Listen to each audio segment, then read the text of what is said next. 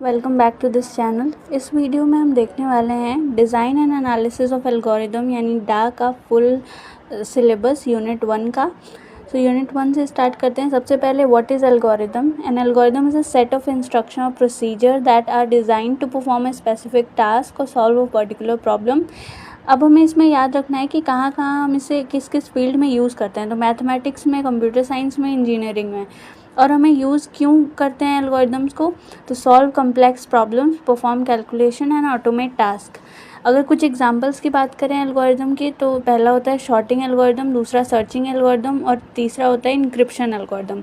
Shorting algorithm क्या करता है? अगर हमारे पास एक पर्टिकुलर अरे गिवन है या फिर लिस्ट ऑफ एलिमेंट्स गिवन है, तो उनको एक ऑर्डर में कर देता है, मतलब या तो असेंडिंग या तो डिसेंडिंग में। तो उसका यूज़ हम शॉर्टिंग एल्गोरिदम्स का यूज़ करके हम ऐसे ऑर्डर में चीज़ों को अरेंज कर सकते हैं। दूसरा क्या है?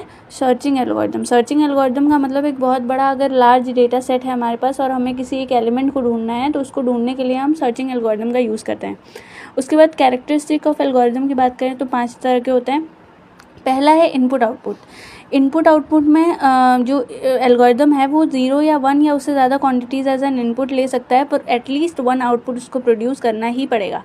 फाइनाइटनेस क्या होता है? N algorithm should terminate in a finite number of steps, मतलब काउंटेबल नंबर ऑफ स्टेप्स हमारे एल्गोरिदम में होने चाहिए। तीसरा है डेफिनेटनेस और अनएम्बिग्यूटी। एम्बिग्यूटी का मतलब होता है कन्फ्यूज़न। अनएम्बिग्यूटी का मतलब जो स्टेप्स हैं वो क्लियर होने चाहिए कि हमारे स्टेप्स का मतलब क्या है। ये हमें जब कोई सामने वाला हमारे एल्गोरिदम को देखे तो उससे पता चल जाए कि अच्छा इस स्टेप का ये मतलब है।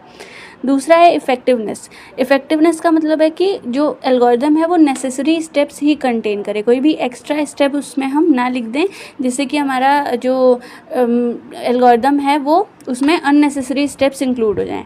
उसके बाद है जनरलिटी। जनरलिटी का मतलब है कि हर एक इनपुट साइज़ और हर एक डेटा टाइप पे हमारा जो जो एल्गोरिदम है वो वर्क करना चाहिए। नेक्स्ट आते हैं एनालिसिस ऑफ एल्गोरिदम पे। Analysis of algorithm is a process of evaluating it's performance in terms of time and space complexity. और इस एनालिसिस को हम यूजुअली किसके द्वारा करते हैं? एसिम्प्टोटिक नोटेशंस का यूज़ करके एनालिसिस करते हैं हम एल्गोरिदम का। तो इसमें 3 तरह के एसिम्प्टोटिक नोटेशंस होते हैं, बिग ओ, बिग ओमेगा और बिग थीटा। इनके बारे में हम डिटेल में आगे पढ़ेंगे। तो एसिम्प्टोटिक नोटेशन क्या होता है? ये डिस्क्राइब करते हैं कि एल्गोरिदम की परफॉर्मेंस कैसे ग्रो होगी जैसे जैसे इनपुट साइज़ बढ़ता रहेगा। और इसमें एग्जैक्ट टाइम का हम यूज़ ना करके हम रेट ऑफ ग्रोथ का यूज़ करते हैं। वो क्यों करते हैं वो भी हम आगे देखेंगे। कॉमनली जो एसिम्प्टोटिक नोटेशन है वो बिग ओ, बिग ओमेगा और बिग थीटा होता है। आगे बढ़ते हैं। ये ग्राफ हमें गिवन है। इस ग्राफ को अगर हमें एसिम्प्टोटिक नोटेशन लिखने के लिए आया एग्ज़ाम में, तो हमें इस ग्राफ को ज़रूर बनाना है। जो सबसे ऊपर C1 ऑफ n है, ये है हमारा जो सबसे वर्स्ट केस होता है, जो सबसे ज़्यादा टाइम लेता है। उसके बाद है हमारे पास f ऑफ n, यानी हमारे पास ये है एवरेज केस। उसके बाद बेस्ट केस सबसे नीचे C2 ऑफ n है। उसके बाद ग्राफ की एक्सप्लेनेशन में अगर हम बिग ओ की बात करें तो ये अपर बाउंड दिखाता है और वर्स्ट केस ग्रोथ दिखाता है। अगर बिग ओमेगा की बात करें तो ये लोअर बाउंड दिखाता है और बेस्ट केस ग्रोथ दिखाता है। बिग थीटा की बात करें तो टाइट बाउंड शो करता है और ये जो अपर बाउंड है और लोअर बाउंड के बीच में रहता है। उसके बाद कॉम्प्लेक्सिटी ऑफ एल्गोरिदम की बात करें तो ये refers to the amount of resources required by an algorithm to solve a problem as input size increases. मतलब जितनी भी रिसोर्सेज रिक्वायर्ड है हमारे एल्गोरिदम को, जैसे जैसे हमारा इनपुट साइज बढ़ता है, उस प्रॉब्लम को सॉल्व करने के लिए क्या क्या रिसोर्सेज की रिक्वायरमेंट है, वो कितनी अमाउंट में है, उसी को हम एनालाइज करते हैं किससे? कॉम्प्लेक्सिटी ऑफ एल्गोरिदम से। आगे देखते हैं। 2 तरह की कॉम्प्लेक्सिटीज़ होती हैं, time complexity and space complexity. Time complexity अगर हम बात करें तो measures the time taken by an algorithm to execute as a function of input size of n। इसमें 3 तरह के केसेस होते हैं, बेस्ट केस, एवरेज केस और वर्स्ट केस। बेस्ट केस यानी मिनिमम टाइम लग रहा है एक पर्टिकुलर इनपुट के साथ। एवरेज केस का मतलब है कि पॉसिबल जितने भी इनपुट्स हैं उनमें एवरेज टाइम लग रहा है। और वर्स्ट केस का मतलब है मैक्सिमम टाइम लग रहा है हमें किसी भी इनपुट साइज़ के साथ। ठीक है। इसमें big O, big omega, big theta again जो हमने पहले पढ़ा था वही है।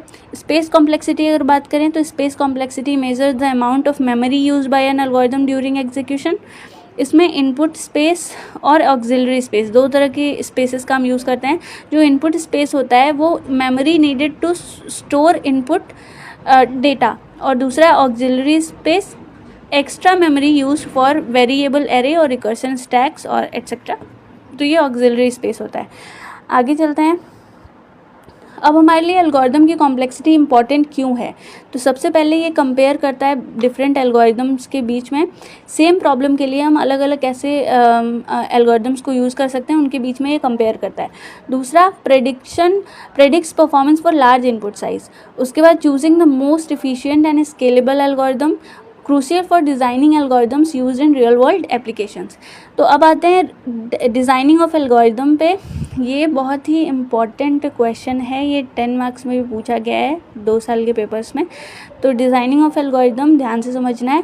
Systematic process of creating a step by step method to solve a given problem efficiently and correctly.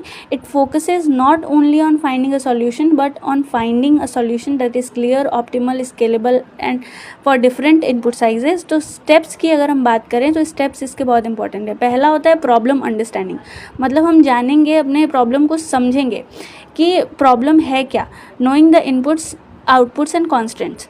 उसके बाद प्रॉब्लम डिकम्पोजिशन दूसरा स्टेप है, मतलब प्रॉब्लम अगर बड़ी है तो हम उसको छोटे छोटे पार्ट्स में डिवाइड कर देंगे, जिससे कि क्या होगा, हमें उस प्रॉब्लम को सॉल्व करने में ईजियर रहेगा। थर्ड स्टेप है choosing an algorithm design strategy. अब कई तरह के डिज़ाइन स्ट्रेटजीज़ होते हैं, तो उनमें से हमें बेस्ट चूज़ करना है। तो एक होता है ब्रूट फोर्स, मतलब इसमें हम सारे पॉसिबल सॉल्यूशंस को ट्राई करते हैं। दूसरा होता है डिवाइड एंड कन्क्वायर, मतलब डिवाइड एंड कन्क्वायर का मतलब होता है कि पहले हम प्रॉब्लम को डिवाइड कर देते हैं और फिर उसको कंबाइन करके रिजल्ट लाते हैं। दूसरा है greedy method, make the choice at each step, हर एक स्टेप पे हमें चॉइस बनानी पड़ती है कि हमें किस साइड जाना है। उसके बाद dynamic programming, store results of सब प्रॉब्लम्स टू अवॉइड रिकम्प्यूटेशन। ये स्टोर करता जाता है सब प्रॉब्लम्स के रिजल्ट को ताकि हमें रिकम्प्यूटेशन ना करना पड़े। उसके बाद है बैक ट्रैकिंग, मतलब कि हमने एक सॉल्यूशन लाया, उसके बाद उसमें कुछ गलतियां हैं तो हम उसे बैक ट्रैक करेंगे, मतलब अंडू कर सकते हैं। इसमें ऐसा कुछ कैरेक्टरिस्टिक्स होता है जिसमें हम प्रॉब्लम को एक बार सॉल्व करेंगे, अगर गलत आंसर आया तो हम फिर से उस प्रॉब्लम को सॉल्व कर सकते हैं। दूसरा क्या है, एल्गोरिदम रिप्रेजेंटेशन, यानी फोर्थ वाला जो स्टेप है वो है राइटिंग द एल्गोरिदम। अब हम एल्गोरिदम को लिखेंगे, क्योंकि हमने स्ट्रैटेजी बना ली, अब हम उसको लिखेंगे। तो इसको हम किसी भी फॉर्म में लिख सकते हैं, स्टेप्स की तरह, सूडो कोड्स या फ्लो चार्ट्स की तरह। उसके बाद फिफ्थ है करेक्टनेस चेकिंग, मतलब हमारा एल्गोरिदम जो है वो आउटपुट करेक्ट दे रहा है या नहीं हर एक वैलिड इनपुट के लिए। उसके बाद सिक्स्थ है कॉम्प्लेक्सिटी एनालिसिस, मतलब उसकी टाइम कॉम्प्लेक्सिटी कितनी है, हाउ फास्ट इट रन्स, और स्पेस कॉम्प्लेक्सिटी कितनी है, how much memory it uses. उसके बाद ऑप्टिमाइजेशन और रिफाइनमेंट की अगर हम बात करें तो सेवेंथ स्टेप है optimisation. If the algorithm is inefficient it is improved by, अगर कोई एल्गोरिदम इनएफिशिएंट है तो उसको ऑप्टिमाइज़ करने के लिए हमें reducing unnecessary computation, using better data structure, minimising memory uses. तो हमारा जो एल्गोरिदम है वो ऑप्टिमाइज्ड हो जाएगा। एट्थ स्टेप है, और ये लास्ट स्टेप भी है, कि टेस्टिंग एंड वैलिडेशन, मतलब हम टेस्ट करेंगे कि हर एक इनपुट साइज पे ये वर्क कर रहा है कि नहीं, और ये वैलिडेट करना भी हमारा काम है। तो to ensure reliability and robustness. Okay, robustness का मतलब होता है कि कितना स्ट्रॉन्ग है हमारा एल्गोरिदम। उसके बाद इम्पॉर्टेंस ऑफ डिज़ाइनिंग एल्गोरिदम, इसका इम्पॉर्टेंस क्या है, हर बार एग्ज़ाम में इम्पॉर्टेंस पूछा जाता है कि इस चीज़ की इम्पोर्टेंस क्या है, हम इसका यूज़ क्यों करते हैं। तो इम्पोर्टेंस बहुत ही ज़्यादा इम्पॉर्टेंट है पढ़ना। तो पहला है इंश्योर इफ़िशिएंट प्रॉब्लम सॉल्विंग, दूसरा है रिड्यूसेस एग्जीक्यूशन टाइम, तीसरा है make programs scalable and maintainable, forms the foundation of software development and डा। आगे आता है मैथमेटिकल फाउंडेशन, ये भी एक बहुत इंपॉर्टेंट टॉपिक है। इसके जो भी फाउंडेशन, मतलब जो भी इसके अंदर इंक्लूडेड है ना टर्म्स, उनमें उनसे ही शॉर्ट आंसर में क्वेश्चन पूछा जाता है। जो शॉर्ट आंसर वाले क्वेश्चन होते हैं उनमें यही आता है, ग्रोथ ऑफ फंक्शन क्या होता है, प्रोबेबिलिटी क्या होता है, सेट्स क्या होते हैं, तो ये ध्यान से पढ़ना है। इसके बाद provide the theoretical base required to analyse, design and compare algorithm. Mathematical foundation का यही काम होता है। ग्रोथ ऑफ फंक्शन की अगर हम बात करें तो growth of function explains how the time and space use by an algorithm increases as input size and increases. दूसरा दूसरा हम बात करें अगर तो ये है समेशन। समेशन क्या है? Calculate the exact number of operation perform bye loops and nested loop in a algorithm. तो एल्गोरिदम के अंदर जितने भी लूप्स हैं और नेस्टेड लूप्स हैं वो कितनी बार कौन सा ऑपरेशन परफॉर्म कर रहे हैं उससे कैलकुलेट करने का काम कौन करता है? समेशन। उसके बाद recurrence relation. Recurrence relation are equation that define a function in terms of smaller inputs. इसे हम और डिटेल में आगे पढ़ेंगे। इसके बाद है sets. Set theory is use to represent collection of elements. Set क्या होता है? सेट एक ऐसा कलेक्शन ऑफ एलिमेंट्स होता है जो कि डिस्टिंक्ट हो, यानी जो कि यूनिक हो, हर एक एलिमेंट सिर्फ एक बार ही आए। उसके बाद काउंटिंग। काउंटिंग क्या है? Helps determining the number of possible ways an algorithm can operate और the number of possible solution to a problem. मतलब एक प्रॉब्लम का कितना नंबर ऑफ सॉल्यूशन हो सकता है उसको हम काउंट करने के लिए काउंटिंग का यूज़ करते हैं। उसके बाद है probability. Use to analyse randomised algorithm and average case performance. It predict expected running time when input और एल्गोरिदम बिहेवियर इन्वॉल्व्स रेंडमनेस। तो इसके बारे में भी हम डिटेल में और पढ़ेंगे आगे। प्रोबेबिलिटी। प्रोबेबिलिटी का फॉर्मूला याद रखना है, favourable outcomes upon total outcomes. उसके बाद importance of mathematical foundation. Again mathematical foundation का इम्पॉर्टेंस भी पूछा जाता है। So mathematical foundation enable algorithm designers to prove correctness, analyse efficiency and make optimal choices among multiple algorithms without these tools of algorithm. ये scalable और efficient बनाता है हमारे प्रोसेस को। इसके बाद हम आते हैं ग्रोथ ऑफ फंक्शन का मीनिंग क्या है। तो describe how the running time और space requirement of an algorithm increases as input size increases. Actual जो टाइम होता है वो डिपेंड करता है हार्डवेयर पे, कंपाइलर पे एंड सिस्टम कंडीशंस पे। इसीलिए हम एक्चुअल टाइम की जगह पे रेट ऑफ ग्रोथ का यूज़ करते हैं। इसके बाद वाई ग्रोथ ऑफ फंक्शन। अब ग्रोथ ऑफ फंक्शन क्यों इंपॉर्टेंट है? ग्रोथ ऑफ फंक्शन जो है वो मैथमेटिकल फाउंडेशन में ही इंक्लूड था, तो अब इसे हम अलग से पढ़ रहे हैं। अब हर एक टॉपिक को हम अलग अलग से पढ़ेंगे।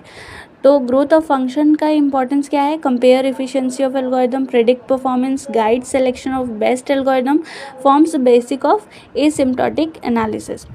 इसके बाद ये कॉमन ग्रोथ रेट की टेबल है, ये कंपैरिजन ऑफ ग्रोथ फंक्शन। उसके बाद समेशन की अगर हम बात करें, व्हाट इज़ समेशन। हम सारे टॉपिक्स को अलग अलग पढ़ रहे हैं ताकि वो ज़्यादा अच्छे से क्लियर हो जाए और ये शॉर्ट आंसर में ज़रूर आता है। Summation is a mathematical technique use to represent the total number of operation perform by an algorithm. मतलब जितने भी एल्गोरिदम में ऑपरेशंस परफॉर्म हुए हैं उनका जो टोटल नंबर है, मतलब कितनी बार कोई ऑपरेशन परफॉर्म हुआ है, उसी की जो टोटलिंग हो रही है उसी को हम समेशन के थ्रू दिखाते हैं। ये एक मैथमेटिकल टेक्निक है। इसके बाद हम इसे डिनोट किससे करते हैं? सिग्मा सिंबल से डिनोट करते हैं, ये जो सिंबल बना हुआ है। इसके बाद ये summation helps in counting loop iterations and repeated statements. मतलब कितनी बार कौन सा स्टेटमेंट रिपीट हुआ है या कितनी बार कौन सा लूप एग्जीक्यूट हुआ है, तो ये भी वो काउंट करता है। उसके बाद convert program logic into mathematical expression. Summation is mainly used to analyse time and space complexity. आगे देखते हैं तो relation between summation and growth of function. ये बहुत इंपॉर्टेंट है कि समेशन और ग्रोथ ऑफ फंक्शन में क्या रिलेशन है। तो अगर समेशन का रिजल्ट हमारा n आता है तो जो ग्रोथ ऑफ फंक्शन है वो क्या आएगा? Big O of n। तो ऐसे ही ये सारे आप पढ़ लीजिएगा एक बार। रिकरेंस क्या होता है? What is recurrence relation? A recurrence relation is a mathematical equation that defines a function in terms of its value on smaller input size. In algorithm analysis, a recurrence relation is used to express the running time of recurrence algorithm. अब ये important क्यों होता है? Analyze recursive algorithm, calculate time complexity, compare different algorithm, convert recursive behavior into mathematical form. तो ये कुछ इसका importance था। अब देखते हैं कि जो रिकरेंस रिलेशन है ये कई बार एग्जाम में 7 मार्क्स में भी पूछा गया, तो इसीलिए इसका नोट्स थोड़ा बड़ा है। तो मैनी इंपॉर्टेंट एल्गोरिदम जो कि रिकरेंस का यूज़ करते हैं, कौन कौन से हैं वो? बाइनरी सर्च, मर्ज शॉर्ट, क्विक शॉर्ट और matrix chain multiplication. General form of recurrence relation की अगर हम बात करें तो ये जनरल फार्मूला है हमारे पास रिकरेंस रिलेशन के लिए, जिसमें कि t ऑफ n जो है वो 9 taken for input size n है, a जो है वो नंबर ऑफ सब प्रॉब्लम्स है, एन बाई बी जो है वो साइज ऑफ ईच सब प्रॉब्लम है, एफ ऑफ एन जो है वो टाइम टेकन आउटसाइड रिकर्सन है। सेट्स की अगर हम बात करें तो सेट क्या होता है, a set is a well defined collection of distinct element और ऑब्जेक्ट। ईच एलिमेंट, इसके कुछ कंडीशंस होते हैं, क्या होता है, each element appears only once, order of element does not matter, sets are usually represented using curly braces. तो ये इसका एक एग्जाम्पल है। अगर टाइप्स ऑफ सेट्स की बात करें तो पहला होता है एम्प्टी सेट, जिसमें कि कोई भी एलिमेंट ना हो, इसको नल सेट भी बोलते हैं। फाइनाइट सेट दूसरा इसका टाइप है। तो फाइनाइट सेट में काउंटेबल नंबर ऑफ एलिमेंट्स होते हैं, इनफाइनाइट सेट में अनलिमिटेड एलिमेंट्स और अनकाउंटेबल भी बोल सकते हैं उसको। इसके बाद सिंगल्टन सेट में सिर्फ एक ही एलिमेंट होता है। सब सेट में, सब सेट का मतलब है कि if every element of A is also in B, मतलब ये जो ए वाला एलिमेंट सेट दिख रहा है उसके जो एलिमेंट्स हैं वो बी में हैं, तो A is a subset of B. उसके बाद आता है proper set, a subset that is not equal to the original set. एक ऐसा सेट जो कि ओरिजिनल सेट के इक्वल ना हो उसे हम बोलते हैं proper subset. Operations on sets अगर हम बात करें तो यूनियन, इंटरसेक्शन, डिफरेंस तीनों होते हैं। पर यूनियन क्या होता है, यूनियन का मतलब है कि जितने भी union of two set contains all elements from both sets, ठीक है। और कोई भी जो एलिमेंट है वो रिपीटेड नहीं होना चाहिए। अगर टू यहाँ पे ए में भी है, बी में भी है, पर हम टू को एक ही बार लिखेंगे। इंटरसेक्शन क्या होता है, दोनों में जो कॉमन एलिमेंट्स होते हैं उनको हम उठा के लिख देते हैं। इस इंटरसेक्शन का सिंबल भी याद रखना होगा। उसके बाद एप्लीकेशन ऑफ सेट, हम कहाँ कहाँ सेट्स का यूज़ करते हैं, तो पहला होता है graph theory, searching, sorting, dynamic programming, back tracking, counting and probability, recursive relation और स्टेट रिप्रेजेंटेशन। अब काउंटिंग की बात करते हैं। What is counting? Counting is a process of finding the number of possible ways an event can occur without listing all outcomes to measure the number of operation perform by an algorithm. Simply हम बोल सकते हैं कि जितने algorithm में जितने भी operations perform हुए हैं उनका जो नंबर है, मतलब कितनी बार कौन सा ऑपरेशन परफॉर्म हुआ है, वो किसके थ्रू निकालते हैं, काउंटिंग के थ्रू। तो counting is important in brute force, back tracking and dynamic programming algorithms. Probability की अगर बात करें तो probability measures the chance of event occurring, मतलब कितना एक इवेंट का अकर होने का कितना चांस है वो हम किससे मेज़र करते हैं, प्रोबेबिलिटी से। और इसको निकालते कैसे हैं, favourable outcomes upon divided by total outcomes. इसके बाद डिज़ाइनिंग ऑफ एल्गोरिदम के स्टेप्स, ये बहुत ही इंपॉर्टेंट है, ये याद करना ही पड़ेगा। तो पहला होता है problem understanding, problem decomposition, choosing an algorithm, design strategy, writing an algorithm, complexity analysis, optimisation and testing and validation. उसके बाद बेस्ट केस कॉम्प्लेक्सिटी, ये कुछ क्वेश्चंस हैं जो मैंने PYQ से उठाए हैं और मैम ने असाइनमेंट भी दिया था। तो ये है पहला, best case complexity defines the minimum time taken for a particular input, it represented by big omega और लोअर बाउंड। फॉर एग्जाम्पल, हमें इसमें एग्जाम्पल भी लिखना होगा, तो एग्जाम्पल ध्यान से याद करना है। In a linear search the best case occur if the target element is at the first position array. अगर पहले ही पोजीशन पे हमें जो अरे का पहला पोजीशन है उसी पे अगर हम टारगेट एलिमेंट ढूंढ लें तो वो क्या होता है हमारा बेस्ट केस, क्योंकि उसमें हमारा टाइम भी कम लगेगा और वो जो स्पेस कॉम्प्लेक्सिटी है वो भी कम होगी। उसके बाद रिगार्डलेस ऑफ अरे size the algorithm find it exactly one comparison resulting in complexity of big omega of 1। मतलब ये जो अगर पहले पोजीशन पे ही हमें एलिमेंट मिल गया तो वो क्या है, बेस्ट केस है हमारे लिए। एवरेज केस में क्या होगा कि हमें डिवाइड जब हमने किया अरे को, उसके बाद हमें बीच में कहीं पे वो एलिमेंट मिल गया। उसके बाद वर्स्ट केस क्या होगा कि हमें वो एलिमेंट या तो लास्ट में मिला या तो उस अरे में हमें मिला ही नहीं हमारा जो टारगेट एलिमेंट है, तो उस केस में क्या होगा, वो वर्स्ट केस यानी बिग ओ वाला केस हो जाएगा। So thank you, I hope आप सबको ये पूरा यूनिट समझ में आया होगा।